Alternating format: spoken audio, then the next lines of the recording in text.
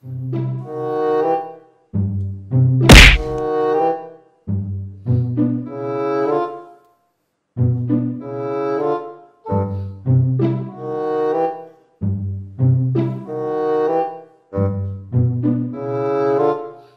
seconds later.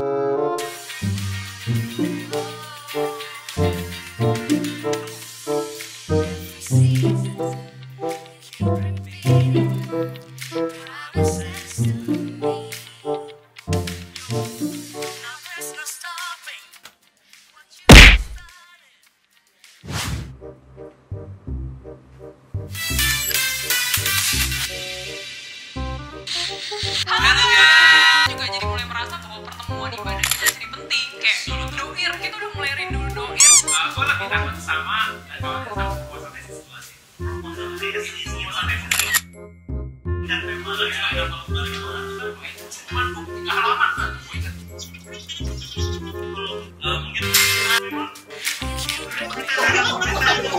Kau kasih karunia, Tuhan menghadapkan wajahnya kepadamu dan memberikan engkau damai sejahtera. Di dalam nama Tuhan Yesus, kita berdoa dan mengucap syukur. Amin.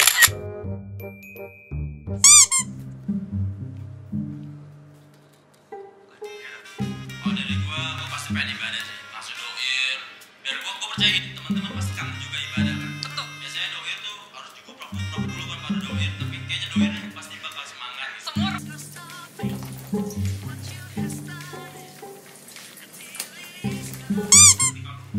Bersama-sama dengan Tuhan.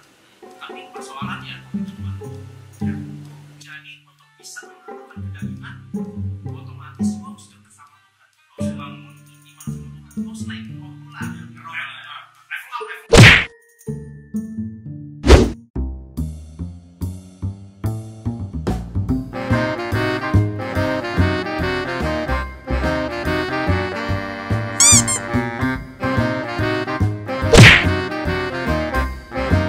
Kita percaya, mari kita bersama berkata, amin. Mari kita bertepuk tangan.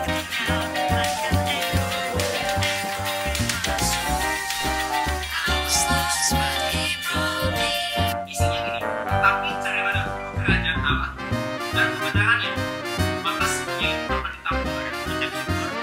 Amin.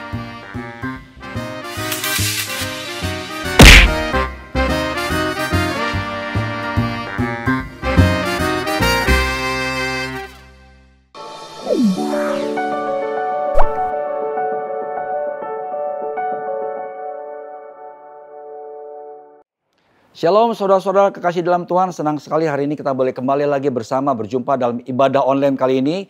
Saya percaya Tuhan Yesus baik bagi saudara dan saya. Dan saya percaya bahwa Tuhan telah menyiapkan sesuatu yang terbaik, berkat yang terbaik buat setiap kita yang mau datang kepadanya hari ini dengan sungguh-sungguh untuk menerima segala berkat Tuhan. Mari kita siapkan hati, kita berdoa. Tuhan Yesus, terima kasih buat hari ini. Kami percaya bahwa Tuhan, Engkau yang telah menjaga dan memelihara kami sedemikian rupa sampai hari ini. Oleh karena kasih karunia-Mu Tuhan. Kami menyiapkan hati yang terbaik buat menerima segala berkat-Mu hari ini Tuhan. Terima kasih Bapa, dalam nama Tuhan Yesus kami sudah berdoa. Haleluya. Amin. Mari kita bersyukur. Kita akan pujian buat Tuhan kita yang besar. Come on.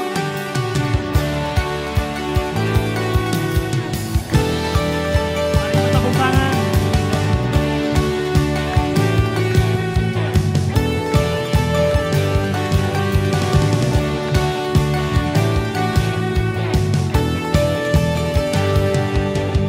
Satu nama yang besar, hanyalah nama-Mu Tuhan.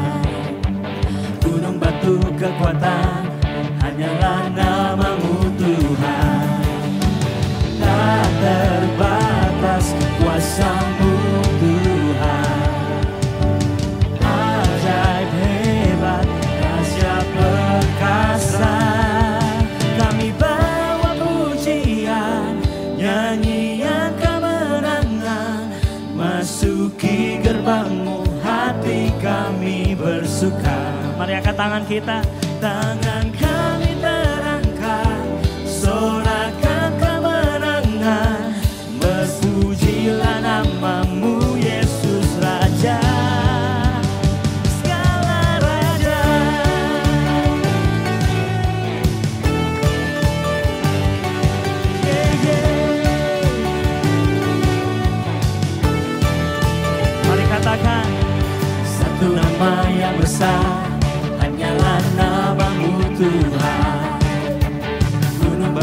kekuatan, hanyalah nama-Mu Tuhan. Tak terbatas, tak terbatas kuasa-Mu Tuhan. Ya ajaib, ajaib, hebat, Raja perkasa.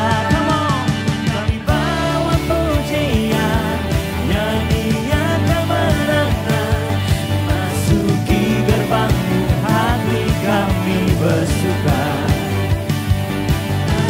Kami terangkat, sorakan kemenangan, terpujilah nama-Mu Yesus Raja.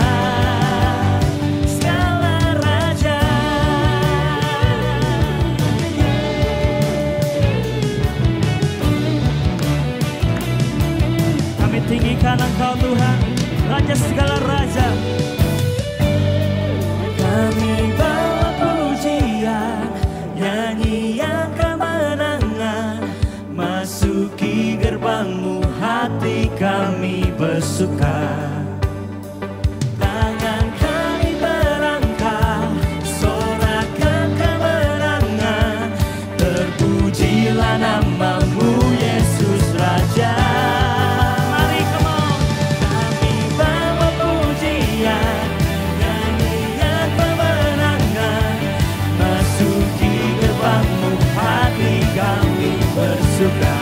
Angkat tanganmu, kami terangkat, sorakan kemenangan, terpujilah nama-Mu Yesus Raja, segala raja.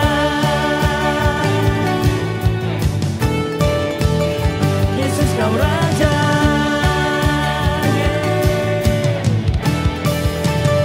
Haleluya, mari beri sorak-sorai buat Tuhan. Terima kasih.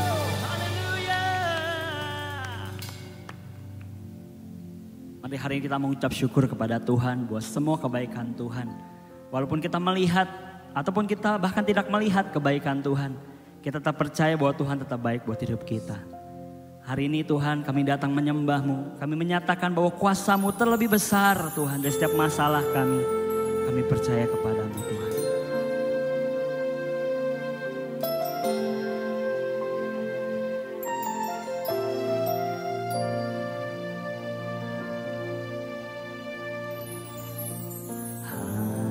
Kau Tuhan penolongku. Amin. Yang selalu setia bersamaku.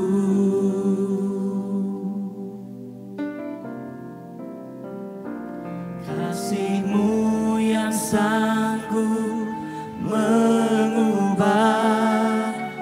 kehidupanku. Sungguh ku berserah, sungguh ku percaya kuasa-Mu terlebih besar. Tuhanku terlebih besar, tak pernah terlambat janji-Mu ya Tuhan menolong hidupku. Kuasa-Mu terlebih besar, Tuhanku terlebih besar, tak pernah terlambat janji-Mu ya Tuhan pulihkan hidupku. Hanya Kau Tuhan, hanya Kau Tuhan penolongku. Kau selalu setia, yang selalu setia bersamaku. Kasih-Mu Tuhan, kasih-Mu yang sanggup mengubah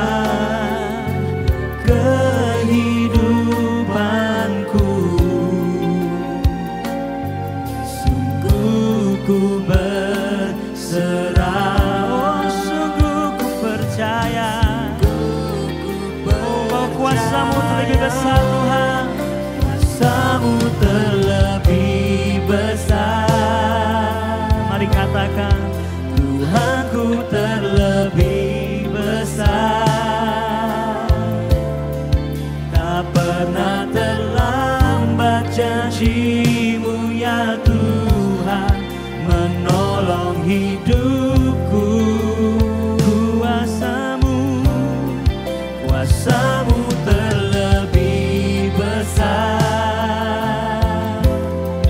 Tuhanku terlebih besar. Tak pernah terlambat janji-Mu ya Tuhan, pulihkan hidupku. Amin. Sungguh Kau Allah yang perkasa, Allah yang setia kepada hidup kami. Hari ini kami berikan seluruh hidup kami Tuhan, untuk meninggikan Engkau, untuk menyembah-Mu. Kaulah satu-satunya. Oh, ku percaya Kau bekerja, mendatangkan kebaikan di hidupku. Katakan ku percaya, ku percaya. Kau bekerja, mendatangkan kebaikan, mendatangkan kebaikan.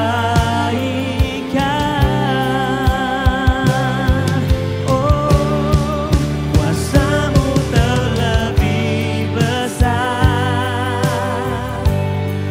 Tuhanku terlebih besar.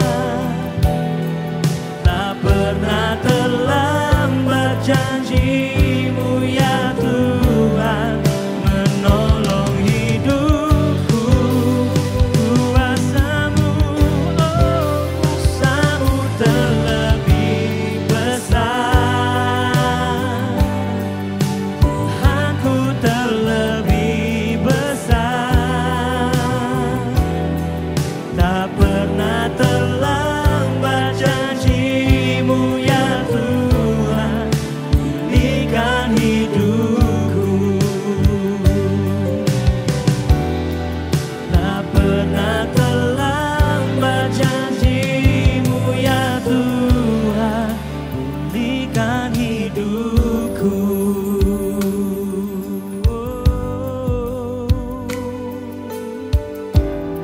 Terima kasih Tuhan. Oh,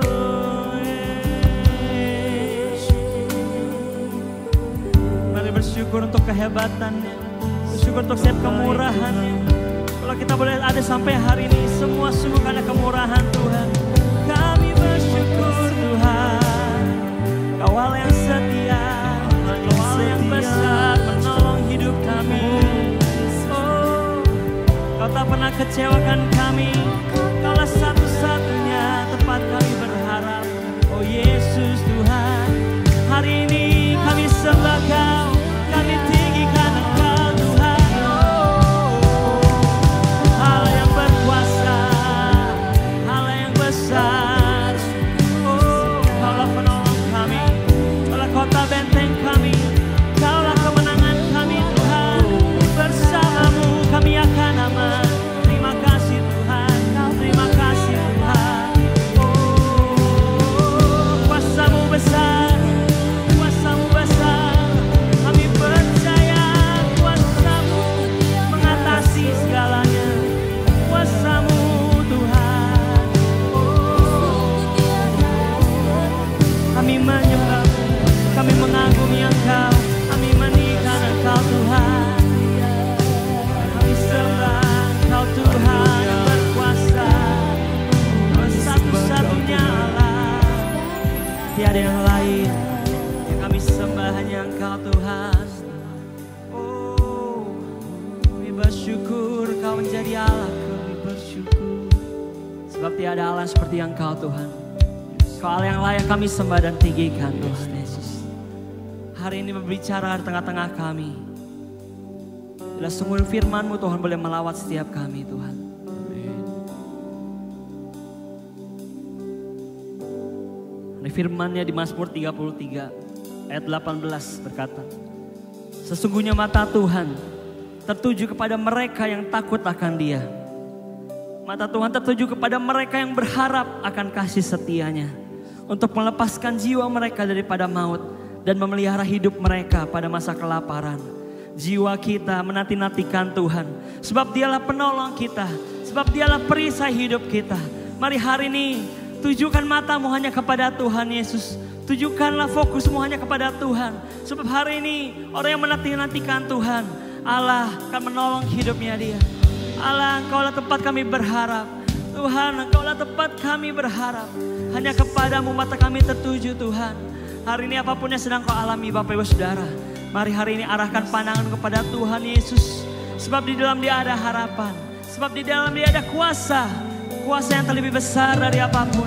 Kuasa yang sanggup untuk menolong dan mengubahkan hidup kita. Kuasa-Mu terlebih besar. Mari yang percaya katakan, Tuhanku terlebih besar. Amin. Tak pernah terlambat janji-Mu ya Tuhan, menolong hidupku. Kuasa-Mu terlebih besar. Amin. Mari berharap kepada Tuhan. Percayalah kepada Dia dengan segenap hatimu. Amin. Tak pernah terlambat janji-Mu ya Tuhan, pulihkan hidupku. Tak pernah terlambat janji-Mu ya Tuhan, pulihkan hidupku. Percaya Tuhan, oh Engkaulah penolong kami, kuasa-Mu kami percaya Tuhan. Hari ini kami menyembah-Mu, kami tahu Tuhan dan janji-Mu kepada hidup kami, bahwa Engkau membawa kami kepada kemenangan. Terima kasih Tuhan, kami bersyukur dan kami menyembah-Mu. Di dalam nama Yesus kita bersyukur menyembah Dia. Mari kita bersama berkata amin. Amin. Mari kita beri tepuk tangan buat Tuhan kita luar biasa. Shalom kepada jemaat di Abalof Taman Palem. Salam dari jemaat Abalof Denpasar. Saya mewakili, Pak Beta mewakili jemaat di sini memberikan salam yang terbaik buat jemaat di Taman Palem. Bapak Ibu Saudara sekalian, hari ini saya berterima kasih kepada setiap para penatua yang memberikan saya kesempatan untuk menyampaikan isi hati Allah tentang apa yang Tuhan ingin kerjakan pada hari-hari ini. Saya tahu situasi COVID-19 atau virus corona ini betul-betul memberikan dampak yang luar biasa pada setiap kehidupan. Bukan hanya teman-teman di Jakarta, di Bali apalagi ya, kota pariwisata. Bahkan di Indonesia atau di bangsa-bangsa, tetangga-tetangga kita, Singapura, Malaysia, ya, bahkan negara Australia, Amerika, Eropa, Afrika, ngalami semua. Ada puluhan negara yang terkena. Khususnya dampak secara kesehatan, bahkan tingkat kematian.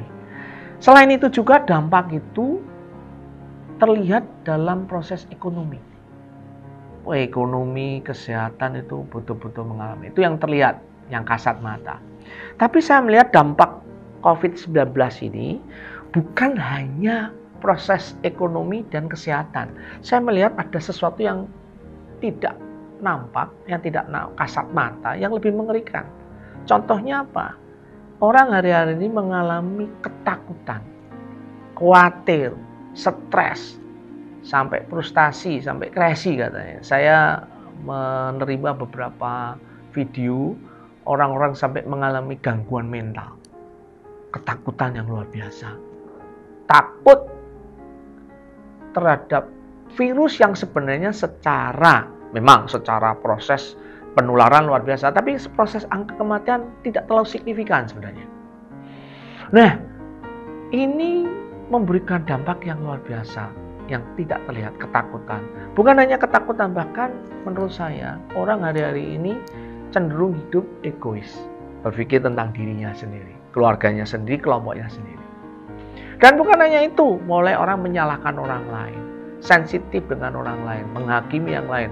Bukan hanya menyalahkan orang lain, yang saya takutkan adalah menyalahkan Tuhan akhirnya. Nah, ini yang perlu kita betul-betul lihat. Nah, dalam proses ini ada banyak orang beragam memberi masukan. Ini cara Tuhan supaya kita bertobat. Ini mungkin ada beberapa konspirasi manusia supaya ada pemerintahan tunggal di dunia. Bapak Ibu, saya ingin mengingatkan, saya tidak ahli di sini, tapi paling tidak saya memberikan fondasi yang tepat dulu. Bahwa COVID atau virus corona ini bukan dari Tuhan. Jelas sekali. Ini bukan rencana Tuhan. Tuhan tidak pernah merencanakan memakai ini supaya orang bertobat. Dia punya cara untuk menyatakan kekuatan kasih-Nya untuk supaya orang bertobat. Nah, kenapa? Karena di sini sudah membunuh, sudah menakutkan. Dan saya percaya kalau Tuhan sampai di sini jadi kutuk, Tuhan tuh bisa merubah menjadi berkat menurut Nehemia 13. Apalagi kalau kita membandingkan dengan kitab Roma 8:28. Allah merencanakan terbaik buat orang-orang yang mengasihi Dia, memberikan yang terbaik. Nah, tapi saya mempercayai justru dari pandemi ini, virus ini, saya percaya Tuhan mengizinkan, dalam permisif Tuhan, Tuhan mengizinkan supaya terjadi rencana Allah, supaya gereja kita, orang percaya, jadi berkat, menjadi terang, menjadi berkat buat yang lainnya. Nah, ini yang perlu kita sadari. Bukan dari Tuhan, situasi ini terjadi karena hal-hal pekerjaan iblis atau apapun juga namanya, tapi Tuhan memakai untuk kebaikan, untuk kemuliaan namanya, melalui kita orang percaya. Nah, ini perlu. Nah, saya percaya justru dalam situasi ini ada dua respon yang bisa terjadi. Yang pertama, responnya adalah kita ini sebagai korban. Waduh, saya ini korban. Saya ini victim. Tapi ada respon yang baik yang saya harap untuk setiap kita jemaat ya Allah adalah kita adalah sebagai pemenang. Dengan situasi ini kita muncul sebagai pemenang sehingga kita bisa menjadi berkat buat yang lain. Kita menjadi victory. Ya, beda antara victim dan victory. Dan saya percaya justru di dalam situasi yang sulit justru ada yang namanya the real champion. Pemenang sesungguhnya. Bapak Ibu Saudara sekalian, izinkan saya mengingatkan proses ini. Di dalam masa pandemi ini ada tagar yang bagus. Tagar yang pertama disebut stay healthy and stay at home. Nah, saya ingin mengingatkan ini, saya kira kata-kata nubuatan yang bagus. Mari kita tetap stay healthy. Kita tetap sehat. Tapi sehatnya bukan sembarang sehat. Sehat seutuhnya. Seutuhnya apa? Bukan hanya fisik. Pakai masker, cuci tangan, social distancing bagus. Atau physical distancing bagus. Tapi sehat bukan hanya fisiknya. Tapi sehat jiwanya. Pikirannya, perasaannya, kemauannya. Sehingga kita tidak menjadi manusia egois. Ya, bukan hanya itu sehat. Sehat secara rohaninya. 1 Tesalonika 5 ayat 23 supaya fisik kita, tubuh kita, jiwa kita, dan roh kita sehat. Ya, supaya damai sejahtera menguasai ketiga bagian area kehidupan manusia ini. Nah, Bapak Ibu, mari kita menjaga kesehatan fisik, jiwa, pikiran, perasaan kita, dan roh kita. Nah, kata-kata yang berikutnya sekarang stay at home. Nah, home ini bagus. Home ini bisa berupa kita dengan Allah. Bukankah kita ini bait Allah? Mari kita menjaga supaya kita mengalami stay healthy, kita jadi home-nya Tuhan. Dan home yang kedua yang saya ingatkan, yaitu home yang ingin saya bahas hari ini, yaitu home dalam konteks keluarga. Saya percaya kita sedang dibawa Allah untuk mengembalikan nilai-nilai jemaat dalam konteks keluarga. Kenapa saya katakan ini penting? Karena dengan beberapa proses yang terjadi di dalam kekristenan kita ini, kadang-kadang kita mulai kehilangan sasaran, tepat sasaran. Kita mulai melenceng. Sehingga situasi ini dipakai Allah untuk mengembalikan apa yang menjadi isi hati Allah. Bapak Ibu, berapa banyak dengan situasi ini kita kembali ke rumah kita? Hampir 90% kegiatan manusia hari-hari ini di rumah. Ya, kita diingatkan nilai rumah. Kita diingatkan nilai keluarga. Bapak Ibu, perlu kita ketahui pada jemaat mula-mula, yang namanya jemaat itu adalah jemaat, gereja itu adalah keluarga. Kenapa? Khususnya pada pemerintahan Kaisar Nero, kerajaan Romawi. Kekristenan dilarang. Kekristenan tidak boleh ada sebagai agama terlarang. Anda jadi Kristen ditangkap, mengalami penganiayaan besar. Kalau saudara tetap nekat, Anda ditangkap, saudara dibawa ke Kolosium, tempat gladiator bertanding, orang Kristen ditaruh di situ, dijadi tontonan untuk jadi makanan singa. Jadi kekristenan waktu itu betul-betul hanya betul-betul underground, ya, betul-betul gereja di bawah tanah. Maka disebut gereja rumah, bukan karena gerejanya memang rumah keluarga itu. Anda tidak bisa kemana-mana, tidak ada kebaktian, tidak ada mungkin persekutuan yang terbuka, nggak berani. Pertama di Yerusalem bisa, tapi setelah Kaisar Nero berkata kekristenan itu agama sesat, kekristenan dilarang, wah itu masalah besar. Nah, saya bersyukur di dalam proses itu justru kekristenan berkembang. Pertanyaannya kenapa bisa berkembang? Menarik ya. Nah, Bapak Ibu, justru ketika kita dikembalikan rumah, jangan-jangan Tuhan ingin mengembalikan kita pada pola yang Allah mau. Pola jemaat mula-mula. Pola yang Allah inginkan. Allah memakai situasi ini dengan permisif Tuhan supaya rencana dan kehendak Allah jadi atas gerejanya. Karena itu mari kita sebagai jemaat Abalof menyadari proses ini. Ya. Nah, yang menarik, bagaimana jemaat mula-mula itu bisa bertahan, bukan hanya bertahan, bahkan mereka aktif, bahkan mereka proaktif. Sejarah mencatat 120 tahun gereja mampu memberitakan Injil kemana daerah yang bisa mereka jangkau. 120 tahun. Sampai ke India. Ada beberapa cerita-cerita di tanah Jawa, mereka bukan hanya sampai India, bahkan sampai ke tanah Jawa katanya. Nah, Bapak Ibu bisa dibayangkan kekuatan gereja yang ditekan, dianiaya, mereka menjadi dampak yang luar biasa. Hanya dimulai di rumah. Nah, pertanyaannya, apa yang menjadi formulasinya, membuat rahasianya mereka bisa bertahan? Ada salah ilustrasi bagus. Satu saat ada 3 orang lagi di tepi pantai. Ada seorang melihat 3 orang lagi di tepi pantai. Tiba-tiba ketika didekati, salah satu orang itu melompat masuk ke laut. Wah, luar biasa. Ternyata dia bisa jalan di atas laut. Kemudian orang kedua juga melakukan yang sama. Orang ketiga melakukan yang sama. Dia pikir luar biasa orang-orang itu. Nah, kalau model-model mereka bisa, kenapa saya nggak bisa? Dia lompat. Waktu lompat, ternyata apa? Tetap dia terjebur di laut itu. Untung 3 orang itu menolong. Nah, 3 orang itu dia bilang, loh kok kalian bisa ya mengambang di laut? Kalian bisa ya berjalan di atas laut? Orang 3 itu senyum-senyum. Kita tidak berjalan di atas laut. Kamu tidak lihat di sini ada patokan-patokan, ada tempat pijakannya. Nah, Bapak Ibu, kenapa kita tenggelam di dalam suasana pandemik ini? Ada ketakutan, ego, menyalahkan Tuhan, menyalahkan orang. Kenapa? Kita tidak masuk dalam patokan-patokan seperti 3 orang tadi. Ya, izinkan saya mengingatkan. Kisah Rasul 2:41-47, Kisah Rasul 4:32-37 adalah patokan-patokan jemaat mula-mula. Mereka bisa menjadi berkat. Mereka bisa menjadi pemenang. Mereka bisa menjadi real champion di dalam situasi yang sulit waktu itu. Menurut saya lebih sulit dari zaman-zaman kita ini. Tapi sejarah membuktikan luar biasa.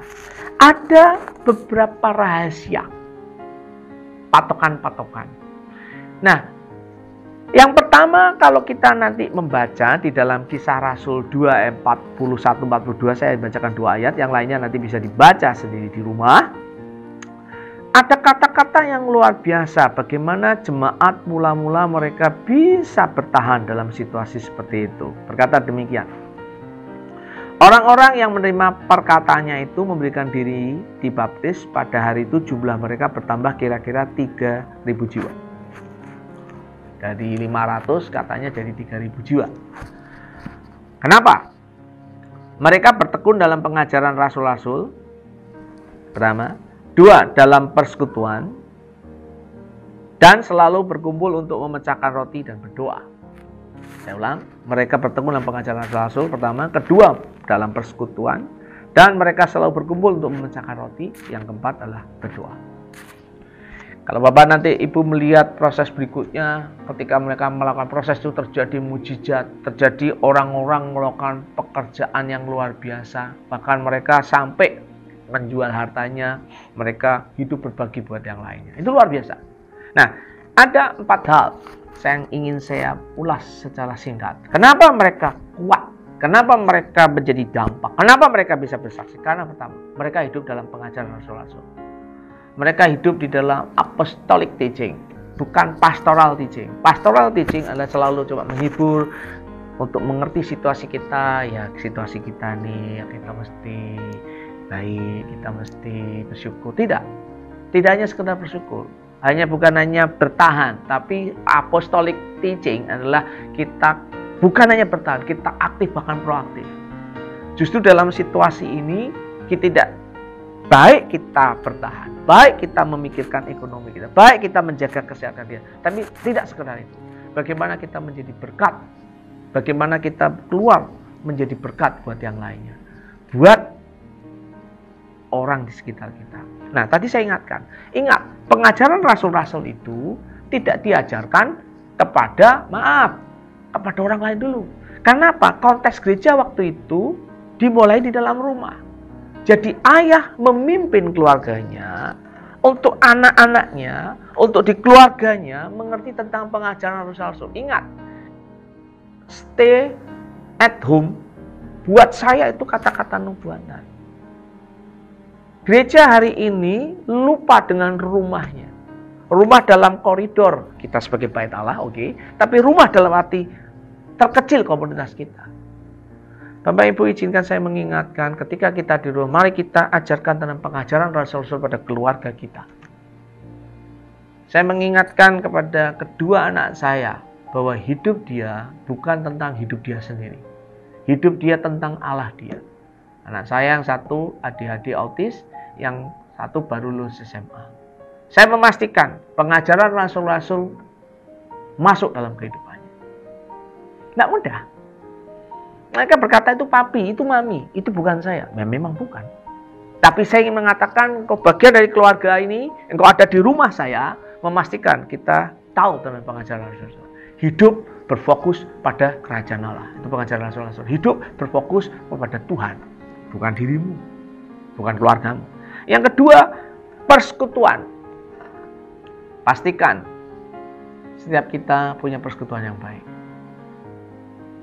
Hal yang menyedihkan di dalam proses pandemi ini bukan hanya ekonomi kena, bukan hanya sakit penyakit, tapi saya mendengar bahkan angka KDRT, angka perceraian, konflik tinggi. Menarik. Nah, Bapak Ibu, saya berpikir gereja mulai kehilangan esensinya. Gereja kehilangan terang dan garamnya. Karena apa? Karena kita kehilangan persekutuan. Bolehkah saya mengingatkan, hari ini waktu yang tepat untuk kita membangun persekutuan dengan istri kita, dengan anak kita, sebelum kita melakukan hal yang lain. Pastikan proses ini kita gunakan dengan baik. PSBB yang terjadi di Jakarta adalah cara yang baik untuk membangun persekutuan. Nah, mulai dari keluarga, nanti kita bisa lihat bagaimana dampaknya akan memengaruhi keluarga yang lainnya. Persekutuan dimulai dari itu. Yang ketiga dikatakan mereka memecahkan roti.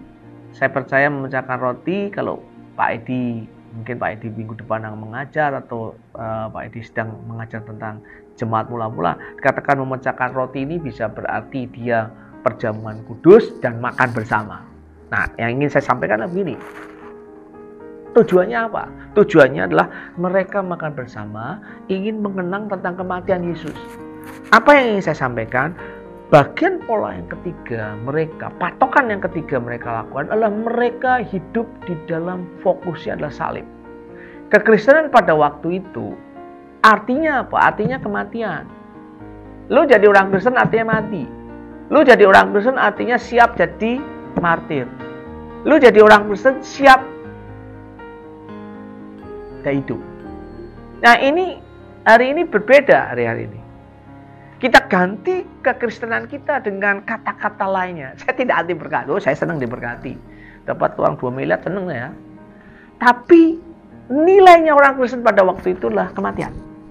Mari kita ingatkan pada keluarga kita, orang-orang di sekitar kita. Nilai kekristenan kita adalah kematian. Kemuliaan. Tidak ada kemuliaan tanpa kematian dan salib. Saya harus mengatakan ini. Kita dikembalikan kepada proses Allah tentang proses bagaimana salib itu penting. Yang keempat, tentang berdoa. Kalau saudara melihat doa ini bukan hanya doa. Ingat, apostolic teaching. Nah menurut saya ini doanya bukan hanya sekedar doa. Menurut saya apostolic prayer. Doa yang supaya kita jadi berkat. Supaya kita diutus. Apostolik kan diutus. Supaya kita menjadi berkat buat orang lain. Tidak salah kita mendoakan kebutuhan kita. Tidak salah kita mendoakan apa yang sedang menjadi perjuangan kita. Tapi baik sekali kita mulai berdoa. Keluarga kita ajak berdoa untuk yang lainnya. Mengajar anak-anak kita berdoa bukan untuk hidupnya sendiri. Tapi untuk orang lain. Bapak Ibu, ketika 2,5 bulan kami mengalami ini. Saya bersyukur kualitas doa dalam kehidupan keluarga kami, anak-anak kami meningkat. Kenapa? Nah, kita sehari 2 kali berdoa, pagi, malam. Paling tidak kalau nggak dapat pun ya malam harilah kita doa sama-sama. Nah, mari kita lihat proses ini sebagai proses mengembalikan nilai-nilai kekristenan kita di keluarga kita. Dan mulai dengan keluarga kita bisa membangun dengan keluarga yang lainnya, komunitas sel. Mulai komunitas sel kita bisa membangun untuk jemaat lokal kita. Mulai jemaat lokal kita bisa menjadi berkat buat yang lain. Nah Bapak Ibu, ini proses dalam konteks keluarga. Nah, apa yang menjadi ciri-cirinya 4 hal ini? Saya akan menyinggung mengaitkan dengan 4 hal ini dengan proses mereka mengasihi, mereka saling mengasihi, mereka saling memberi, mereka saling menguatkan. Nah, kata-kata ini penting. Bapak Ibu, di dalam proses 4 hal ini, tidak mungkin 4 hal ini tidak bisa mengekspresikan kasih. Nggak mungkin. 4-4-nya harus kuat. Kata kunci kalau Bapak Ibu nanti melihat, mereka mengadakan pengajaran Rasul, mereka hidup bertekun dalam pengajaran Rasul, bertekun dalam persekutuan, bertekun dalam memecahkan roti, bertekun dalam doa. Ada impact, ada aplikasi hidup mereka nyata, yaitu kasih yang luar biasa. Mereka bisa berbagi, mereka menjual hartanya, mereka bisa memberikan yang lainnya, dan sebagainya. Itu luar biasa. Sampai orang takut sama mereka. Orang yang belum percaya melihat kehidupan mereka takut. Takut dalam artian respect. Mereka kagum, salut dengan kehidupan orang Kristen. Kalau kita bilang kagum dan salut tentang kehidupan Kristen, saya ini takut kalau kita mengadakan survei kehidupan kita masing-masing, apakah kita ini mengagumkan atau menakutkan dalam bentuk negatif. Nah, hari ini 4 hal ini tidak hanya sekedar hanya patokan-patokan biasa, tapi mereka memberikan proses kasih. Nah, Bapak Ibu Saudara sekalian, kasih ini penting dirasakan di keluarga. Nah, kalau kasih ini menjadi gaya hidup di keluarga, kasih ini menjadi gaya hidup di tengah-tengah keluarga kita, saya percaya ini akan cepat merambat jadi wabah buat ada di komunitas. Akan menjadi kekuatan, bukan hanya komunitas kita di jemaat lokal, bukan hanya di jemaat lokal, bahkan di tubuh Kristus lainnya. Saya berkata demikian bukan berarti kami sebagai jemaat di Bali tidak memikirkan untuk yang lainnya. Tidak, Jangan salah dimengerti. Selain kami praktek di keluarga, kami mulai praktek di komunitas. Kami ada 3 penantua. Saya, Pak Petrus Ariana, dan Pak Doni Freddy. Kami panggil semua tim PKS kami, ada sekitar tim kami itu kurang lebih ada 50 orang minimal. Ya, satu komunitas itu kira-kira ada 2-3. Nah, kami panggil tim PKS, kami bertemu dengan mereka, kami berkata pada mereka, kepenatuan dengan mereka. Jangan sampai saudara tidak makan, nggak ngomong. Kalau saudara hari ini apalagi di Bali, turis mengalami situasi yang mengerikan, kami mengadakan survei, ada 80 orang yang tidak punya income. Mereka ada disebut di red zone, ya. Ada yang disebut zona merah, ada zona kuning, adalah mereka yang income-nya turun, bisa 80%, bisa 60%, bisa 20%. Ada yang zona hijau, mereka masih tetap bisa bertahan, tidak terpengaruh secara langsung. Nah, Bapak Ibu, yang di merah ini ada 80 waktu beberapa minggu yang lalu, beberapa bulan yang lalu. Nah, kemudian kami beritahu pada tim PKS, kalau Anda termasuk bagian ini, pastikan Anda beritahu kami. Entah caranya bagaimana, entah bagaimana kita mengelola keuangan jemaat, kita memastikan engkau bisa hidup. Beritahu kami. Nah, kalau kalian tidak beritahu terus karena kelaparan, kematian, ya dosamu sendiri. Gitu. Kenapa ya kalau nggak diberitahu? Kita bukan nabi, tahu semua. Nah, yang kedua kami berikan message. Setiap teman-teman tim PKS, pastikan Anda punya anggota sel juga punya proses yang sama. Tanya mereka, pastikan mereka bisa makan, paling tidak dengan kebutuhan dasar mereka. Ya, kami sediakan sembako, kami sediakan telur, kami sediakan mie instan, kami sediakan minyak, supaya mereka bisa makan. Paling tidak makanan dasar premier mereka. Nah, mereka bertanggung jawab pada teman-teman di komunitas. Pastikan. Kalau teman-teman ada di komunitas, mereka katakan tidak bisa, sudah tidak sanggup, beritahu kami penantua. Kami akan pikirkan saya jemaat. Tugas mereka adalah memastikan jemaat yang ada di komunitas mereka hidup. Dan saya bersyukur sampai hari ini saya belum pernah dengar jemaat satupun dari data yang masuk 317 orang, ya, itu mereka kekurangan. Kenapa saya katakan data ini cukup terwakili? Karena ibadah kami itu rata-rata setiap minggu itu 300-an. Padahal biasanya waktu dulu sebelum pandemi rata-rata yang ibadah cuma 270. Ingat, kami melakukan ibadah itu rumah per rumah. Kami pastikan, mulai komsel, pastikan mereka beribadah. Nah, Bapak Ibu, kami melihat ketika kami melakukan patokan, fokus pada pengajaran rasul-rasul, menjadi berkat, berfokus pada persekutuan, saling memperhatikan, berfokus kepada kita mau berkorban, kita mau melihat teladan Kristus di kayu salib, kita mau berkorban bersama, berfokus dengan kita saling mendoakan, dan Tuhan menolong dengan luar biasa. Saya melihat Tuhan bekerja dengan ajaib. Bahkan ada beberapa tim mulai memikirkan untuk apa, untuk mereka bisa jadi berkat. Jadi berkat apa?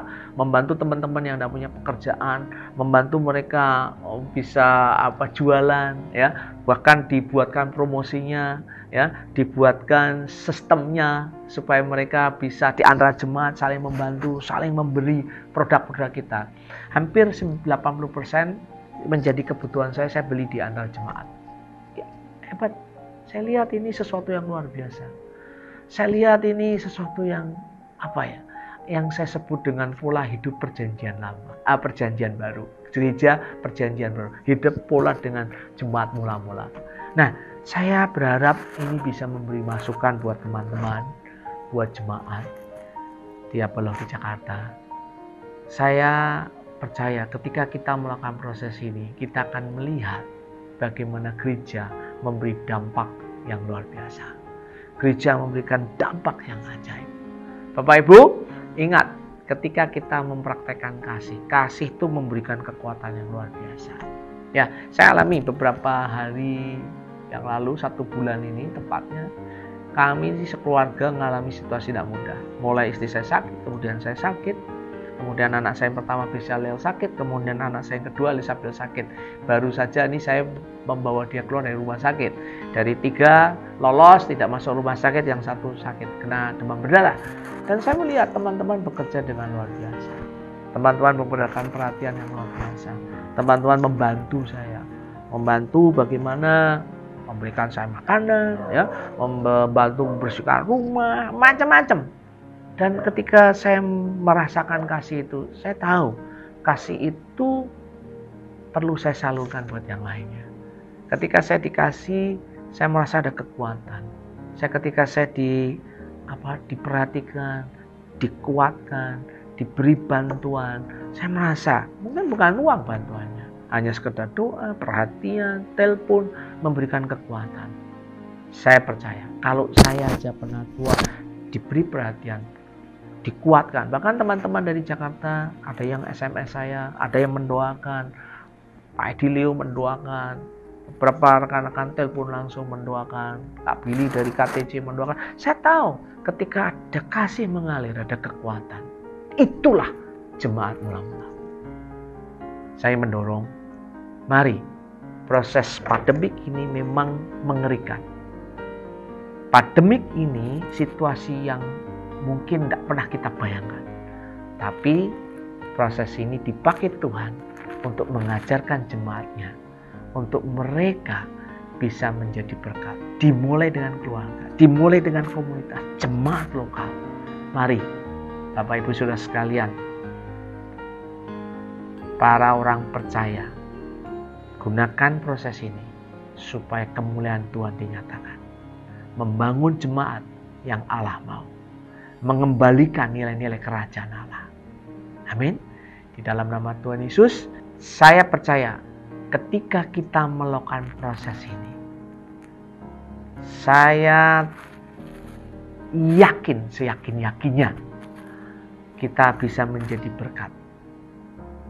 Bukan hanya untuk jemaat lokal kita saja, tapi untuk tubuh Kristus.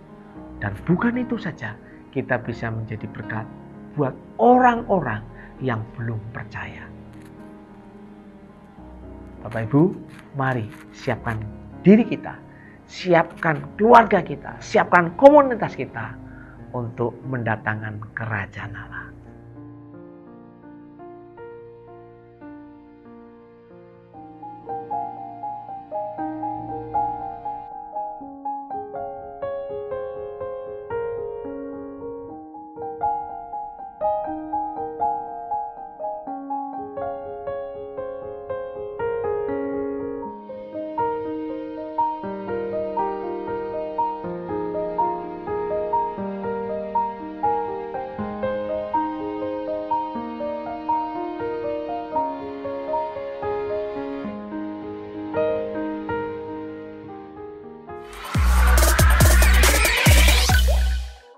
Bagi Bapak Ibu Saudara yang ingin memberi persembahan atau perpuluhan, Anda dapat mentransfer ke Bank BCA dengan nomor rekening 391 300 9394 atas nama Gereja Yesus Kristus Tuhan. Untuk layanan informasi yang berhubungan dengan kegiatan Abalov Palem, Anda dapat menghubungi GA atau GS di area masing-masing atau menghubungi UTIK di 0817 880 950 dan William di 0812 8093 7370.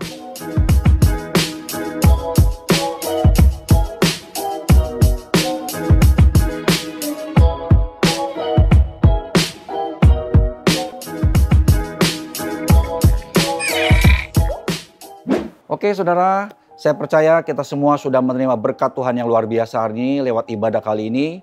Dan saya percaya Tuhan sudah meneguhkan kita sekalian semuanya. Mari kita akhiri ibadah kita, saya undang saudara bangkit berdiri.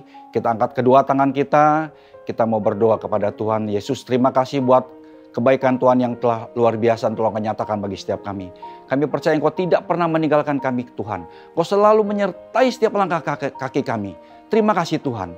Biarlah saudara-saudara kecintaan daripada Allah Bapa, Kemurahan dari Tuhan kita Yesus Kristus dan persekutuan dengan Roh Kudus akan tetap tinggal bersama-sama dengan kita mulai hari ini hingga Dia datang kali yang kedua. Terima kasih Tuhan. Dalam nama Tuhan Yesus yang percaya sama-sama katakan amin.